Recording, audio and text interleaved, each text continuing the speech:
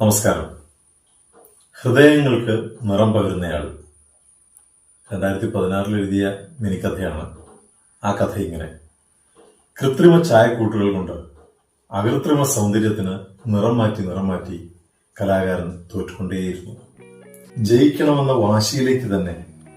എന്നിട്ടും പ്രകൃതി അയാളെ പ്രലോഭിപ്പിച്ചു. പുലരികളും സന്ധ്യകളും ഈറൻ നിലാവും കനകവീരുളി പരത്തി നിന്ന ഉച്ചക്കിറുക്കുകളും ചേർത്ത് ചാലിച്ചുകൊണ്ട് ഒരു കൊളാഷ്. അതായിരുന്നു അയാളുടെ ഒടുവിലത്തെ ചിത്രസമ്പത്ത്. അതുല്യതയെ തേടുന്ന അപാരത പോലെ മോഹങ്ങൾ കൂടെ പറക്കുന്നുണ്ടായിരുന്നു. ഇവിടെ നിന്നൊക്കെയോ അനുഗ്രഹങ്ങൾ ആകാശമാകുന്നുണ്ടായിരുന്നു. ഭൂമി എന്ന ഫ്രെയിം മാഞ്ഞു പോകുമ്പോഴും ഭൂതകാലം ക്യാൻവാസായി വിലസുന്നുണ്ടായിരുന്നു.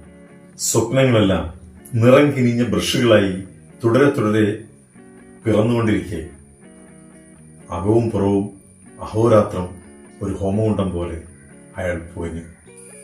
ബഹുവർണ്ണ ചിറകുകൾ കിളിർത്ത ഒരു എണ്ണഛായാചിത്രമായി കാലം അയാളെയും ഫ്രെയിമിലാക്കും വരെ മറ്റൊരു സ്വാതന്ത്ര്യത്തിലേക്ക് അയാൾ ഒഴുകാനിടയാവട്ടെ. അയാൾ ഒരു പെണ്ണുടലിനെയും പശ്ചാത്തലത്തിലെ ഒരു കണ്ണീർ മഴയെയും കുറിച്ച് ഒരു ഗസൽ ചിത്രം വരയട്ടെ. നിറങ്ങളിൽ മുക്കിയ നഖങ്ങൾ കൊണ്ടൊരു നൈഫ് വർക്കിനുള്ള സ്കോപ്പുണ്ട്. ജയമെന്ന വാശിയിലേക്ക് അയാൾ ചായം പോലെ പടരട്ടെ.